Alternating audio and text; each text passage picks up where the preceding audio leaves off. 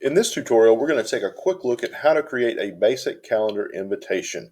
Now, the first thing that you're going to do is to get to Calendar, and you can, of course, go to your 9 blocks over here in the top right-hand corner next to your profile, or you can go to calendar.google.com, or you can search for Google Calendar in the search option, and probably 25 other different ways, but I normally go to calendar.google.com. And that opens up Google Calendar. Now, your view may look a little bit different than mine, and there are a couple of reasons for that. The first reason is that you may have your calendar set to a different view. I have mine currently set to a day view. You have the other options of week, month, year, schedule, 5 days, and then also you can do declined events if you wanted to see those as well. The other reason is that I have a number of calendars that I have showing up on my calendar right now because I guess the last time I was using Calendar, I needed to see more than just my normal calendar. And you can, of course, turn those on or off using the check boxes over here on the left-hand side. So if I decided I didn't need to see some of these, I could turn those check boxes off and they would go away. If you need to see more, you can turn those back on and see whatever it is that you may need to see. Once we get past the view being a little different, creating an event is actually going to be fairly standard for everyone. And you're going to come up and you're going to click on the Create button. And that's going to open up this small window here with just some basic options for creating a meeting. And I always think that this is good to use if you're just creating a reminder for yourself and you just need to put something on your calendar. But if you want to invite more people to a meeting and you want to have more detail in your meeting, then you will want to show more options. And I do this all the time anyway because this is just not enough detail for me. So I'm going to click on more options and hope that it shows up. I've actually made this video about 5 or 6 times at this point. And because Google seems to be having some issues this morning, maybe Calendar, it has kicked me out. So I'm going to try one more time and hope and pray. And yay, no, it did not work. All right, one more time, and we'll see. There we go. That's what we need. All right, good deal. So this is going to pull up the full screen of options so that you can see everything that you may need to see. So we're going to just add a title. We're going to call this Google Calendar Training. And we're going to have this for today. 8:30 is good to 9:30 is good. And we're going to talk about these notifications that keep popping up here in a second. But we're not quite there yet. Just know that those notifications are actually a good thing. And then, so back up here, you have the option of scheduling a meeting for all day. Just know that if you use this option, Google Calendar does not block off the entire day with one event. It just puts one line across the top of your day that kind of moves up and down as you scroll up and down your calendar view. And unfortunately for lots of folks, that makes things easy to miss. So if you use the all day option, just understand how that works and use that cautiously. If you have something that you need people to know is happening all day, it may be better to schedule it from 8 to 4 instead of using this all-day event. You also have the option of setting up meetings to repeat. So if you have things that repeat on a daily basis or once a week, Google is smart enough to know that today is Wednesday when I'm making this video. So it wants to know, does this repeat weekly on Wednesday or monthly on the second Wednesday of the month, since that's what today is, I guess, just on September 9th, or every weekday, Monday to Friday, or you can do some other custom things as well. So that repeat is very handy if you do have things that repeat. The other options that we have here are to add a Google Meet video conference. So if this is going to be a virtual meeting or it's going to have the option of being a virtual meeting like many of us are attending right now, all you have to do is click on that button. and it will add in all of the information for our Google Meet. Now you can see right now we can have up to 250 participants in a Google Meet, which is wonderful. While we have access to the Enterprise Edition, now this may change in the next month or two as we go back to our normal settings for G Suite for Education. I also have the option to add a location.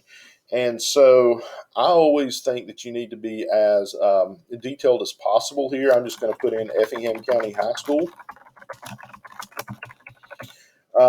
And that's going to pull up the address. Now, that's great if you are using notifications and if you have people who are traveling to your meeting from a distance, or if you're going somewhere that is a distance from you, because what Google will do, if you have notifications turned on your cell phone device, is it will locate where you are and let you know when it's time for you to leave for your meeting. And it may also even prompt you with the option to see directions on how to get to where you're going. So without the full address here, that may not happen. So if you just put in, room 109, then that's not detailed enough. But just want you to know how that works there. I find that very valuable. The next thing we have are those notifications that I've mentioned.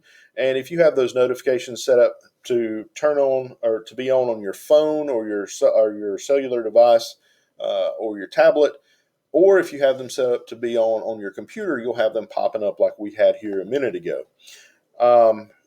I like to use multiple notifications because people do forget about meetings.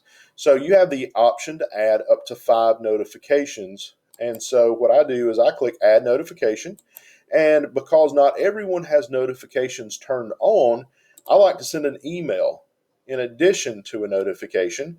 And I do those 10 minutes ahead of time. Now, this may be 10 minutes may not be enough depending on where your meeting is located and where your participants are coming from.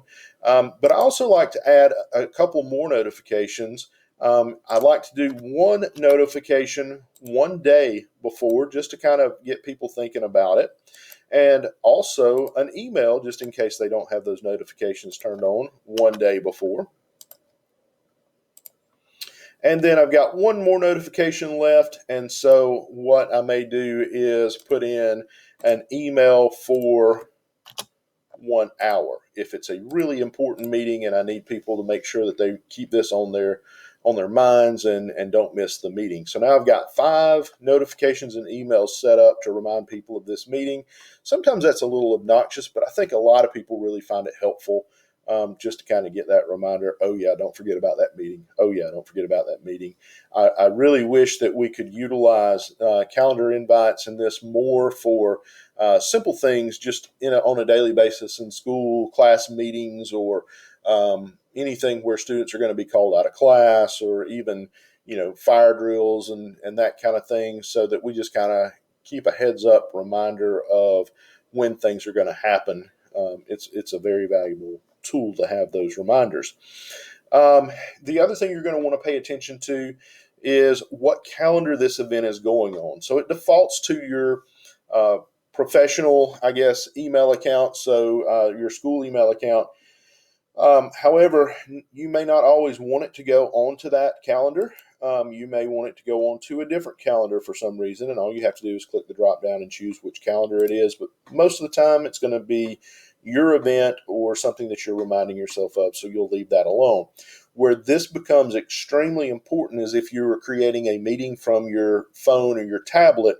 If you're not paying attention more than one time, I have scheduled a professional school event on my personal account, and that's not always the best thing to do. Lose track of where's that meeting. I know I scheduled it, but unfortunately it defaulted to my personal account calendar instead of my school account when I did it from my phone or my cellular device. So pay attention to that. The other thing that you have here is the ability to add a description for your meeting. So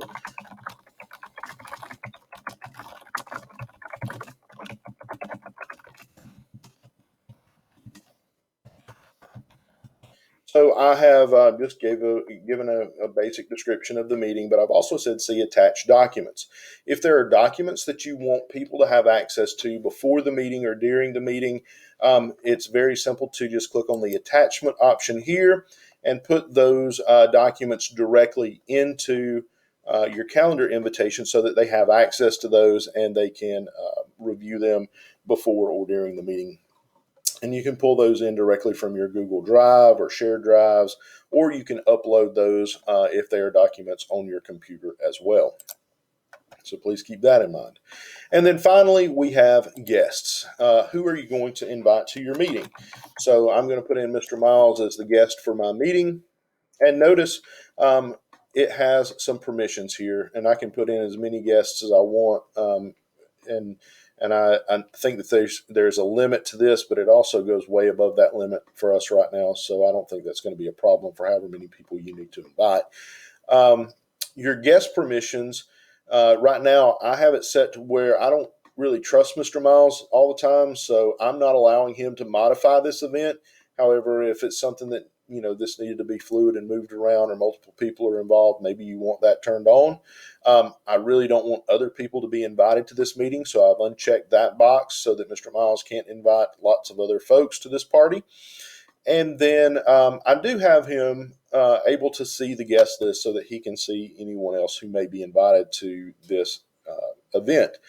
However, if this is a more private event, maybe it's a 504 meeting or something like that, when we don't necessarily want everyone to see the guest list, you can always turn that off so that your guests can't see that. The other thing you have the option of doing is inviting a room. So if you're using Rooms with Google Calendar, you can go over here and you can look for whatever room you want to have that meeting in. So here at ECHS, we use lots of different conference rooms. So I'm just going to type in conference rooms. And as long as I have accepted the invitation from, I believe, Ms. Stevens to be able to be part of these, I will see the conference rooms here. I believe I should at least. You know what? These were not rooms at ECHS. I guess that were set up by the district. I think they were added as from the Stevenson. So if I just type in conference rooms under guests, I'm going to see that. Now they act differently and show up a little bit differently because I think Ms. Stevenson just created a sub calendar for these off of her personal account. If they were set up from the district level, you would see those under rooms. But that's how you find the conference rooms so that you can schedule time in one of those rooms on a Google Calendar. And then once, of course, you have everything the way that you want it, all you do is hit Save Calendar, and hopefully, if Google acts correctly, it will save this calendar invitation. Oh, hold on, let me see here. Let me get rid of that. Maybe that's holding us up here. All right, and so it says, would you like to send invitation emails to the guests? A lot of times you want them to know about this meeting. Other times maybe you just want it to show up on their calendar and not bug them because you've already told them that this meeting is going to happen. I'm going to click send so that everyone is aware of the meeting. Most often, but because this is not really a meeting I'm going to have, I'm going to click don't send. And so it's going to show up on my calendar, but Mr. Miles did not get an invitation. So we shouldn't have to worry about him saying, what's going on? This is just for training purposes. Now, that pretty much takes care of Google Calendar itself. But one thing that I do want to make sure that I mention is that in Google Classroom, there is a calendar created for every classroom that you create. So you can see when I go to Google Classroom that I have calendar here. If I click on calendar, I'm going to see any assignments that I have upcoming or due. So you can see right here on the 11th, in one of my classes at least, and I can go to the calendar for each one of my classes, I will see how has your school reached out to VLO? So this is an assignment for me to actually complete. And so if I clicked on that, I could see all those assignments as well. I can also go over and look at each one of my to-do items, and you can see missing and done. You can see that I have done one thing, it looks like this week, and had something done earlier. Anything that's assigned a due date in Google Classroom, and I think it's important that we do that as often as we can, assign a due date and time. It will go on the calendar, and students will be able to see that a lot easier, and it will help them make sure that they are staying on top of their assignments and see anything that's missing or that they need to have done. So keep in mind that you have a calendar for each one of your classes as well. All right, that is a as quick as I can do it, overview of how to do a Google Calendar event. Hopefully it's been helpful, and please let me know if you have any questions.